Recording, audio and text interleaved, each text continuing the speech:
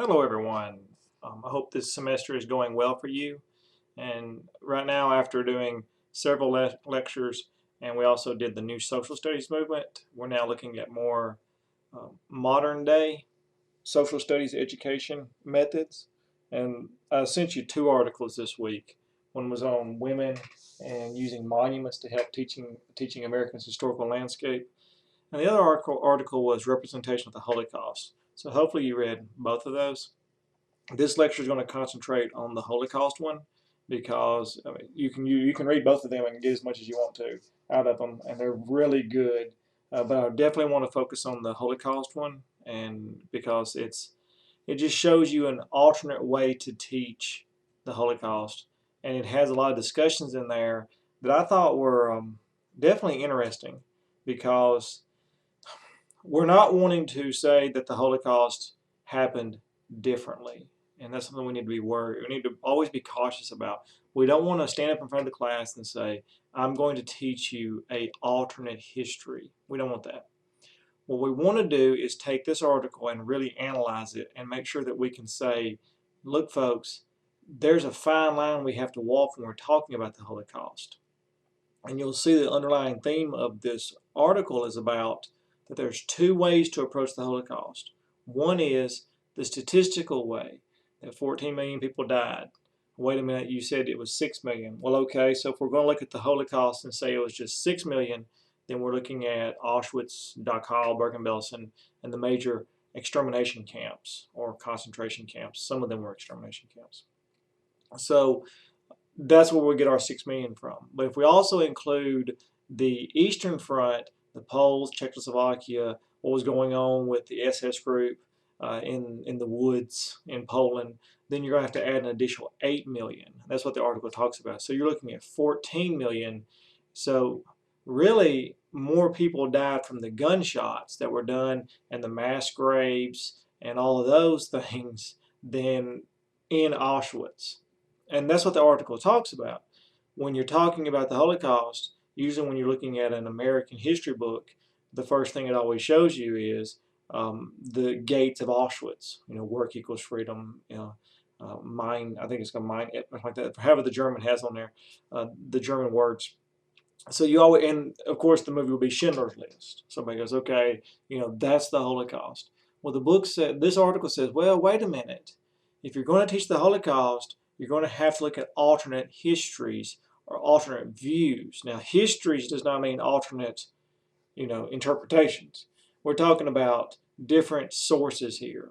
And then the article says something that goes even further, and it says, and we'll look at this, if there's over 14 million people who died, and there's that many stories to tell, some of them, of course, you can't tell because they don't have stories.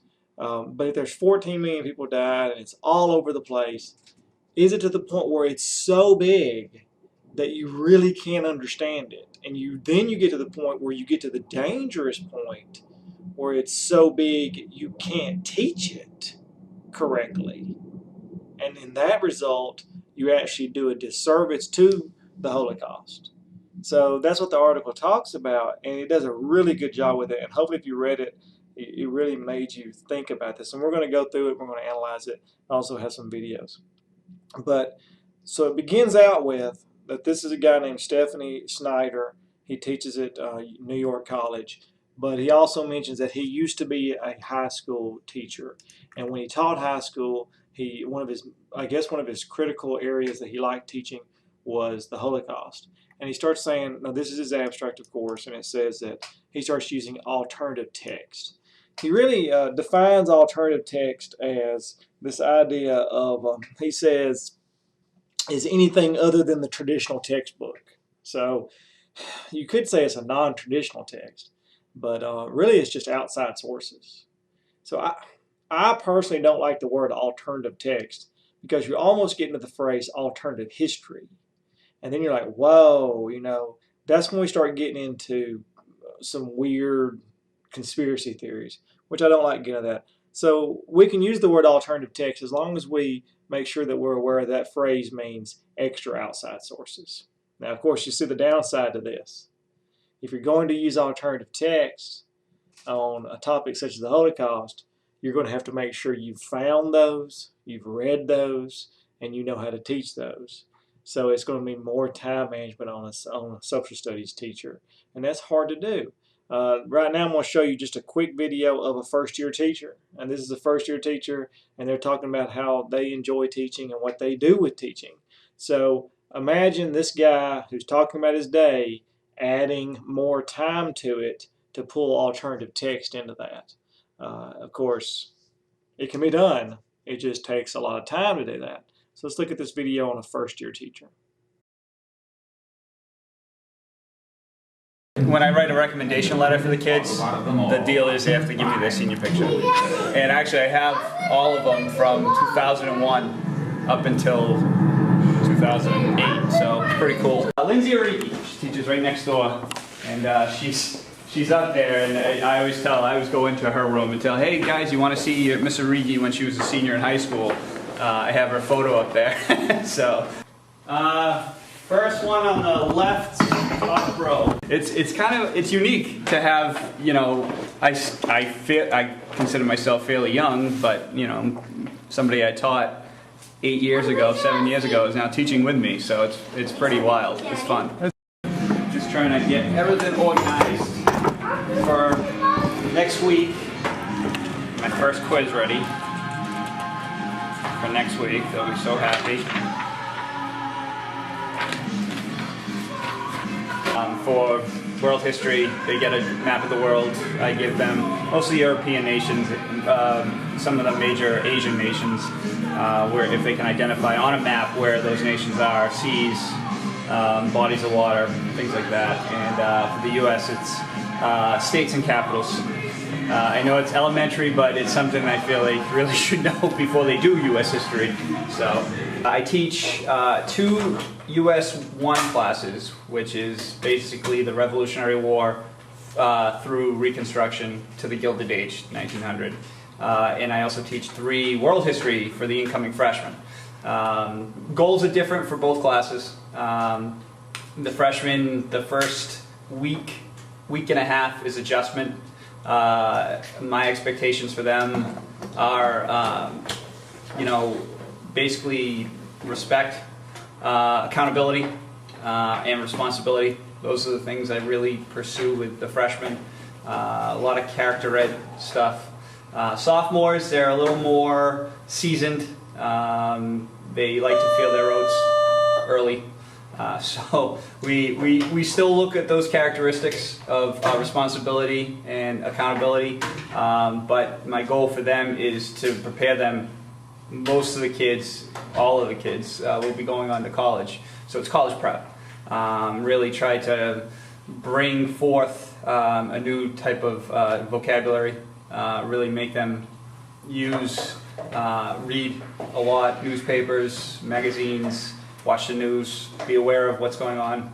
It's a big year this year, early in the fall with the election, so we're definitely going to do a lot of a government election, electoral college, which we look forward to, mock elections, all that fun stuff. There's a lot of creative teachers, not just in our department, but throughout the building, so I'm very fortunate to be in this building. What I try to do is I try to tell a story and use it story-esque. You always try to compare history to their own lives to make it relevant so they understand, especially the freshmen. It's a world history where you start in the Crusade period, 1300s. I mean, U.S. at least, it's the building block of your nation, your country. World history is very difficult because of the distant past, and so I try to compare and contrast what their life versus what's going on back then.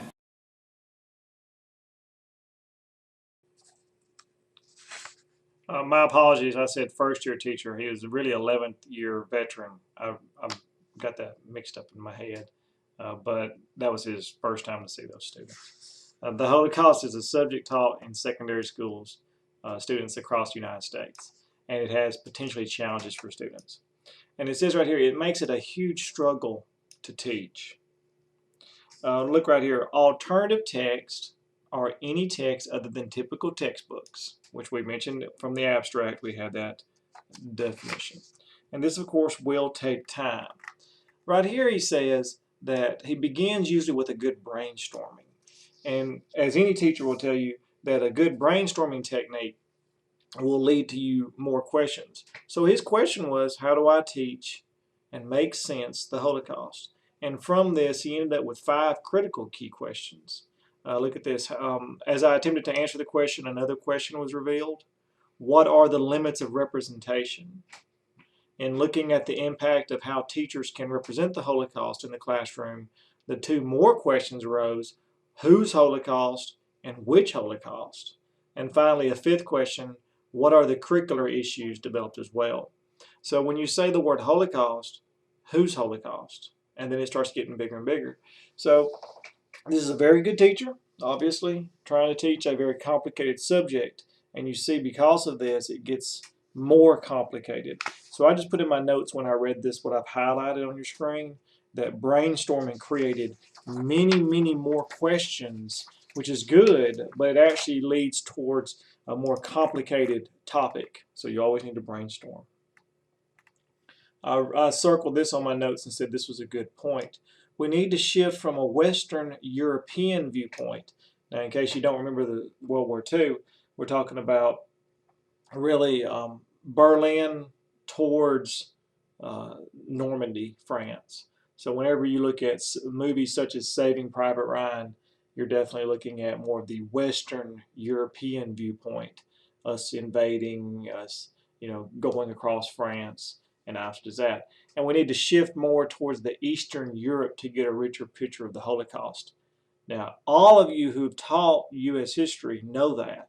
When you start looking at maps of the Holocaust, and when you start reading the books, like Albert Speer's book on the last days of Germany, when you start reading the books and you really start getting into the Holocaust research, you find out that a lot of it came from the Russians, because when the Russians were steamrolling or really fighting their way yard by yard on the Eastern Front, that's where they uncovered a lot of these major camps. So like Auschwitz, Bergen-Belsen, all those camps, if you look at them, some of them were actually in Poland, which was definitely, so it shows you that if we're going to look at the Holocaust, we need to move towards the East. So that's going to have trouble with people as well. There used to be an HBO series as well. Now the reason, let me back up a little bit and explain that sentence I just said. That's going to cause people trouble. And the reason that's going to cause people trouble is when you're looking at the Western European history, think about the topics you're talking about. Patton, Eisenhower, Rommel and the Great Wall, the Fortress Europe. Those are topics that we all are familiar with, and those are topics that are fun to read. Patton and the Bastogne and all those. But when you have to get into the Eastern European literature, Zhurkov and the Battle of, there's all kinds of battles over there. Kursk, the largest tank battle in the world, Stalingrad. Those are books that definitely are richer in battles, but also more boring for an American to read, honestly, because they have a lot of Russian names in there and you get lost with the characters. I'll give you a prime example. Look, there's 2 famous Hollywood movies right here: Enemy at the Gates, Battle of Stalingrad, and Saving Private Ryan. But one was on the Eastern, one was on the Western Front. Which one was more popular with Americans? Well, obviously Saving Private Ryan. So that's another element of that idea. If you want to get in the Holocaust, you're going to have to shift more towards the Eastern European World War II history, and people have trouble with that. And I think it may be just the absence of the Americans. When you're looking at the division of Poland between Russia and Stalin's secret pact with Hitler, it's a lot of, when you read it, you're like, man, it's boring. I can't really get into it, and that's true. But that's what we're going to have to move towards if we want to get those alternative texts. And that becomes an issue, and that's what he says right there. Another point that I've found just fascinating with this, of course he calls it the sugar-coated Sinai pill. We're going to look at that in a minute. But this idea that the good versus the evil, the good guys versus the bad guys. And that's what the Holocaust kind of does to us is, okay, who are the bad guys? All right, real simple. Let's look at it on macro level. Who are the bad guys? Hitler. Who are the good guys? Everyone who was killed in the Holocaust. Okay. Well, then we start looking at all the stories that come from the Holocaust. Well, they found out that there were some Jews who kind of told on other Jews who were hiding. Well, are those good guys or are those bad guys? See, so it's like, well, those are bad guys. Well, then there's also Jews who, during the ghetto stages, actually kind of worked as in-betweens and helped the Jewish people, but also kind of informed with Nazis. So are they good guys or bad guys? See, so it starts getting into a gray area. In fact, the new country now, Israel, actually had to make a stance on it, and a lot of that is they just said it was hard times, and some of these people who worked in the intermediary stages we're just going to have to say that's over with. It was just a bad time for all of us. So this idea of black and white, yin and yang, good and bad, that's kind of going away when you get to the Holocaust. When you really get into the stories, you see a lot of bad people who do good things and good people who do kind of weird things. So it becomes kind of like that. A prime example I can give you is the Diary of Anne Frank, which I'll show you a video in a minute. The Diary of Anne Frank. People have really got into this stage of, it was a couple of years ago, is who was the one who told on Anne Frank? Anne Frank was a good person, obviously, but who was the bad guy who told on her? So people start getting into that. Where's the bad guy? Where's the good guy? And the Holocaust, the more you get into it, yes, there were bad people. Yes, there were evil people. There were psychotic people who did terrible things. Mengele, Himmler, Hitler. But also there were some middle ground things that was going on that was definitely kind of weird. And that's why it says there's no good or bad. There's good, there's bad, there's evil, there's middle ground. How do you teach that? Now we get into the more important part of this, and this is what he talks about. And it's this book called Maus, which sounds like, when you say it, it sounds like mouse, because that's what it really is. That's what the whole book is about. In case you don't know about it, there was this guy named Spiegelman. And what he did was he interviewed his father, I believe in the early 80s, late 70s. He interviewed his father, and his father was a Holocaust survivor. And he just asked him some questions about the Holocaust. And he decided to do a real simple graphic novel where he drew mice and cats. And the mice were the Jews, and the cats were the Nazis. And he described and he depicted the Holocaust in a very graphic novel called Maus. And I'm going to show you a video at this time from this author. And this is one of those alternative texts that you can use that's going to help your visual learners. The author even says it helps ESL learners, English as a Second Language learners. And he also connects it to the C3 model, which is the new model which replaces Common Core and all that. So let me show you a video real quick of Maus and the author who drew it, and you can get an idea of it. 25 years ago, Art Spiegelman published Maus, the story in comic book form of how his Jewish parents survived the Nazi Holocaust in wartime Poland. 6 years later, he published a second volume chronicling their time in Auschwitz. What made the book unique and shocked many was that he portrayed the Jews as mice and the Germans as cats. Now he's published MetaMaus, a book and DVD about the making of Maus. It includes thousands of sketches and drafts and the original audio recordings of conversations with Spiegelman's father that provided the raw material for the story. We came here to Gosh, a comics bookstore in London's Soho, to meet the author. Art Spiegelman, it's 25 years since the first part of Maus appeared. You produced MetaMaus, partly I think because you thought it was time to draw a line underneath the whole episode 25 years on, yet here we are still talking about it. Is this something you can ever put behind you? I like to think so, but there's something very meta about being interviewed about a book that's built around an interview that's built around another book around an interview. And yet this feels satisfying to me, even though when I first started working on MetaMaus, I went kicking and screaming. I didn't quite want to do the book I was signed on to do. It's after trying to outrun this beast for a long time, because it was more successful than I had any reason to believe it was going to be when I did it. It seemed like time to turn around, stare it in the eyes, and see what it was for me and for the rest of the planet. One of the things that you reprint in MetaMouse is some of the rejection letters from publishers. Like that. Yeah. And there are lots of reasons that the publishers come up with for not originally publishing Mouse. And one of them seems to be, quite simply, that they thought this idea of conceiving Jews as mice was somehow improper.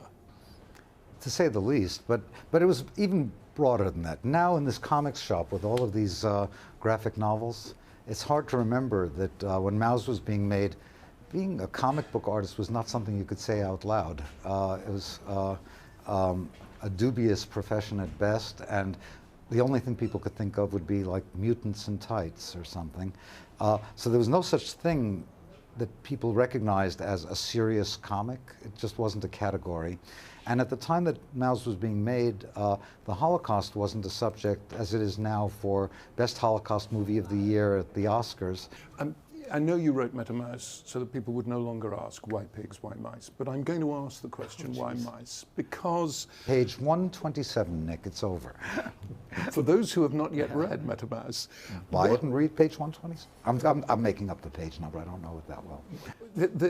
This was a tricky choice, not least because mice and rats had featured in so much Nazi iconography. But that was one of the reasons I chose those animals.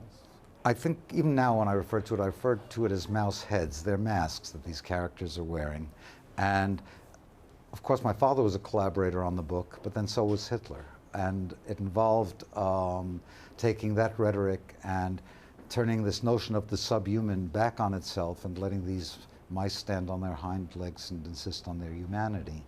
So that's definitely part of how this came to be. It's complex to explain all of it, but I can say that the final solution was built on exterminating Jews, not on murdering Jews. And that notion of extermination, that's what one does to vermin.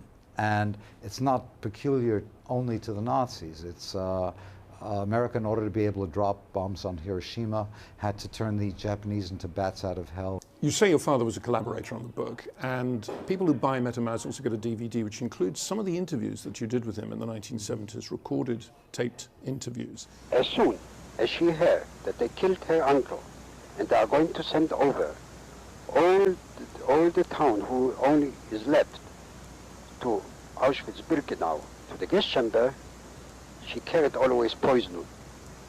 And she said, in the last moment, I will not go to the gas chamber. My children will not go to the gas chamber. So she poisoned the children and herself. How difficult was it to take the raw material of that slightly broken English, that personal memory, and turn it into pages of comic book?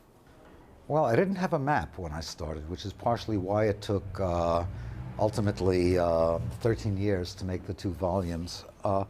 My first notion was just, I want to make a long comic book that needs a bookmark instead of something you can read on the crapper in 10 minutes and forget. And I wanted it to be rereadable. And it wasn't even certain when I was moving toward that goal that I was going to do this particular story. I just wanted a story worth telling because the drawing is arduous. And when I realized, okay, if you want to keep being a comics artist rather than become some kind of highbrow gallery artist, then there's got to be a story. Was it important to you to do that, to reach out to that big audience because of this particular story, or just because you thought you, Spiegelman, as an artist, were in danger of disappearing into a gallery world where nobody would ever find you? Well, yeah, I knew that it had to be read, that was part of what making comics was for me, and yet I never had any notion this would be read by more than like 5,000 to 7,000 people. I thought we would publish it ourselves. My wife and I, we had an avant-garde graphics magazine called Raw, and a number of the books that are surrounding me are by Raw alumni, making a case for comics as being more than just escapist stuff. But I never expected a really large audience. I never intended to make something that would make the world a better place, that would teach you must never do this again, or to do anything like, I don't know, justify a case for the existence of Israel or anything. It was really about telling a story worth telling at a time where this story wasn't that well told. This is a story about a Holocaust survivor, but it's also the story about a Holocaust survivor's son, his child, coming to terms with that. How important was that at the outset, or is that something that emerged during the making of the book? No, that was a priori. I had done a 3-page comic for Funny Animals, and even there, the framing device is a father telling a very young child a bedtime story. And so that was just built into how I could even find a way to move through this. To remove myself from it would be to make myself an objective lens, someone looking at something as if it could be told. And that was doomed. And it didn't take long to figure out that was doomed. I think it was just, I never considered it. Part of it may just have to do with narcissism, of knowing the world through my eyes and my eyes only. But a lot of it just had to do with what could be told, and what could be told is the difficulty of transmitting memories. Art Spiegelman, thank you very much indeed. Thank you.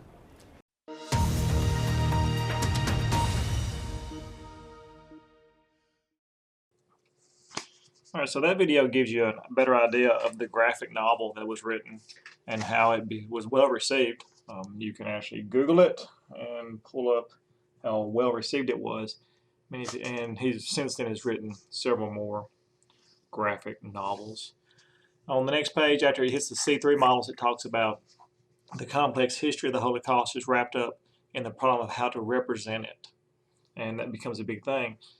Look at right here, it says, if a subject with a beginning, middle, and end, if it has that, then therefore it can be taught.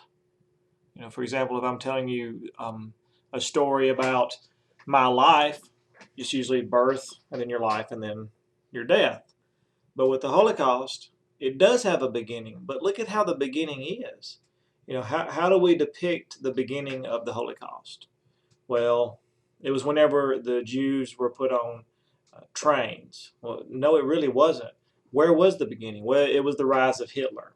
Okay, well, was it during World War I? When Hitler became, well, we don't know. Historians have debated that.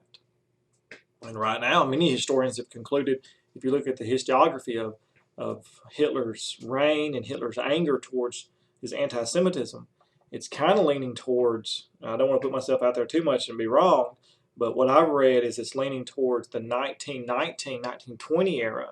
So the years after World War I is when the anti-Semitism really emerged throughout Hitler. Even though it was there before then, it really emerged afterwards. So that's what many people have argued. But also, Hitler argues, where does he get his ideas from? And that's always been past aggression and past philosophers. So when you look at the Holocaust, you look at the anger, the racism, and just the, everybody's upset constantly at the Jews. Where did that come from? Well, that's why the beginning is very difficult. When you get to the middle and you actually get to the mass murders, well, which ones are you going to be looking at then? Are you going to be looking at the ones at Bergen-Belsen and Dachau? Are you going to be looking at those at Treblinka? Well, okay, what about the woods, the murders in the woods, all of those murders that was going on in Czechoslovakia? So the middle is also difficult. Well, the end, when was the end of the Holocaust? Well, the end is more established because when you look at the end, you can see, well, it was the death in the Führerbunker in Berlin in April of 1945. But was that really the end of the Holocaust? Because for about a month before then, Himmler was contacting the Swiss and discussing ways that he could negotiate release of concentration camp Jews and people who were in concentration camps to try to get a better positioning. And that's one reason why whenever you read Hitler's last political statement that he wrote at 10:30, they believe, and signed it at 4 a.m. on the day he died, that he actually says that he did not like Himmler anymore because he found out Himmler was negotiating with the Allies to surrender. So really isn't a defined end. If you want to get down to the time, whenever the bullet entered Hitler's head, was that the end of the Holocaust? I don't think so. Because there were counts of murders after that. So that's one reason why this sentence is very powerful. Beginning, middle, and end is really not defined for the Holocaust. We definitely know the Holocaust is over, but when exactly did it end? And the end is more clear than the beginning, definitely. So I circled that. I thought that was interesting. It's hard to find a beginning, a middle, and an end for all of these topics. As we scroll down, it mentions Gary Irvin Berlin, and it says emotional response to the Holocaust is natural. Right here, an emotional response to the Holocaust is natural. The problem of how to respond emotionally to a work of literature is taken on by Berlin, a poem left by a young girl. So this is where it starts looking at a micro approach, and he starts talking about the SS, the Schutzstaffel, or the SS, in the forest in Poland during the Harvest Festival. They found a little poem inside of a girl's dress that was bloody, and she'd been murdered. And the poem said, "Once there was Elzunia, she is dying all alone. Her daddy is in Mayanek, and in Auschwitz, her mommy." And it says those 4 lines attached to a murdered child recognizes several things. One is she is living in the past. The first sentence says, "Once there was," so she knew she was going to die. And that's something that's very powerful. And I'm going to show you a video, just a 1-minute video of the SS, so you get an idea of who they were, and that's going to help you put this in context. "My honor is loyalty" was etched into the blades of their daggers.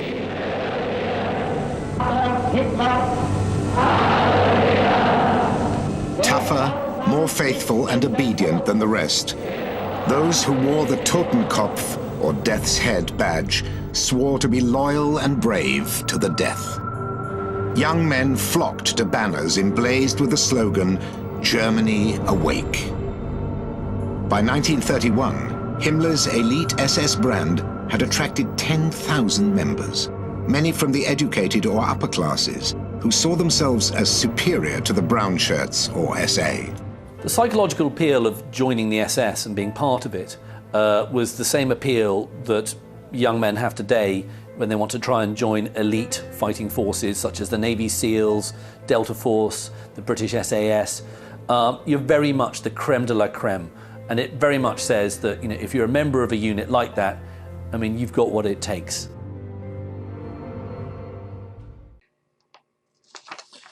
So it gives you an idea of when you really want to personalize the murders. Now, this part right here makes a good point. It says, "In looking at the ways I taught the Holocaust, one could explain the history of anti-Semitism in Europe, or the rise. The goal instead is to carve out a space in which students can come to understand that the most horrific nightmares were reality." So that's something that we need to make sure that we just put that in context. Dogs attacking victims, people being tortured, tattoos being used for lampshades. All of the horrors that you describe are just insane. These are nightmares. So I wrote in my notes in my margin, how do we make nightmares become a reality? And that's something that we need to do whenever we're teaching the Holocaust. How do we say, okay, people were skinned alive, and there's proof of that. People were murdered. There's proof of that. Children, babies. How do we make nightmares into a reality? And in doing so, that's going to bring the emotional element of that. We have to show them that this is real. And people don't want to believe it's real. That's the thing. No one wants to believe that this true horror, this true evil could exist. And that's why teaching the Holocaust can be difficult. You have to show that it is real. And that's always difficult. Right here it says the history. One example is Auschwitz itself. Once considered the world's largest cemetery, it is now considered a museum. And it says right here, it says, you do not want to see what is hidden in plain sight. We have a capability to ignore atrocities. And that's something that I found that was very amazing. We realize that analyze alternative text to get some sort of accurate representation. So when we say 6 million to 14 million people died, when we show the pictures of Auschwitz, we need to keep in mind that human being nature can prevent ourselves from believing that or even comprehending that. So we have to show alternative text or different insights of this so that we can see that this is real, this actually could happen, and it actually did happen. That's what we want to make sure we show. Now, it says right here, this whole section here is, we need to be careful with statistics when we're teaching this, because numbers are abstractions and people are not. So when we say that at its height, Auschwitz had 6,000 bodies being produced, going through the extermination camp a day, people can't comprehend 6,000. Not many people can. 6,000 is a lot. So you have to really definitely make that, you have to be careful. 6,000 deaths equals one statistic, one number. So 6,000 is one. So you have to make sure that you say that 6,000 is 6,000. So you have to show that statistics are also people. They're also human beings, and we have to be that. And that's one reason why literature has really taken off with this. And our most famous story, of course, is the Diary of Anne Frank. And that's why Anne Frank does a really good job. We're talking about the whole story of Anne Frank. You've all read it. You've all been in high school classes. You've read Anne Frank's diary. And whenever you study that, what that does is it's showing us just one number, and that's Anne Frank. So you read this and you understand it, and you should see that. So the Diary of Anne Frank is a really good example of an alternative source to the textbook, and it's going to really show us what it's like. Now, of course, what's the downside with the Diary of Anne Frank? Well, the downside is the Diary of Anne Frank does not, and for good reason, it can't. It does not show what happens at the concentration camps. It just says that, the diary ends, and then there's an epilogue that says that she died. But it doesn't say the horrors of what's going on. It shows you the innocence of a young girl who's hiding.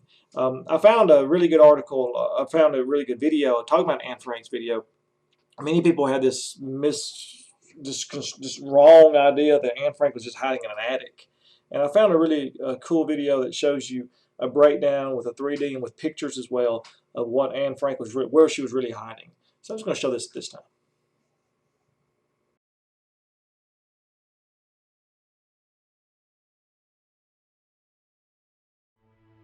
The Frank family was a pretty average middle-class liberal Jewish family whose ancestors had lived in Germany for many centuries. The Franks saw Germany as their home, so that made it difficult for them to leave the Netherlands and start a new life in 1933, away from the anti-Semitism of the newly employed Nazis. Mr. Frank had known the fact that they would have to go into hiding was inevitable, but on July 5th, 1942, Margot, Anne's oldest sister, received a summons to report to a Nazi concentration camp. This sped up the process of them going into hiding. The next day, they would go into hiding. Now let me give you a tour of the place that the Frank family, the Vandals, as well as Mr. Dussel called home for 2 years while in hiding. From the front of the building, it looks like a pretty average business of the time. But the secret annex is actually a separate building in a way. It just has a kind of breezeway between the two buildings. The entrance into the secret annex starts as you go up this staircase that leads to the second floor. Then, at the end of the hallway, you go through this door which leads you into the breezeway between the two buildings. This is the movable bookcase that leads you into the secret annex. Now, if you move the bookcase and go through this door, then you are met with 3 places that you could turn. To the left, this is where the Franks live and sit during each day. And then to the right, there's the WC, or the bathroom. We will start off by going to the Franks room. So if we go through this door,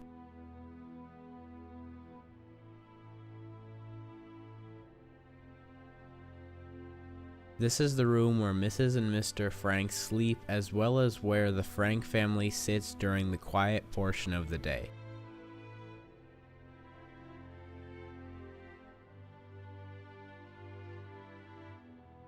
Now, if we go into this door over here, we will be led into Anne's room, which she also shared with Mr. Dussel.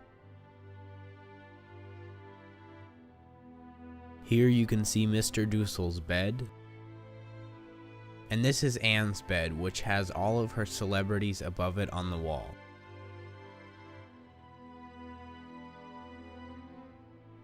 This is Anne's desk, and sitting on it is the famous diary. Now, if we go through these doors, we will be in the bathroom, or WC. This bathroom consists of a toilet, sink, mirror, and down in the corner you can see there is a washboard for washing clothes. Now, if we exit out this door, we will be back in the main entrance of the annex. If we go up to this staircase, we will be brought to the Vandals' living quarters. This is where Peter and Mrs. and Mr. Vandal lived, and where both families ate and hung out.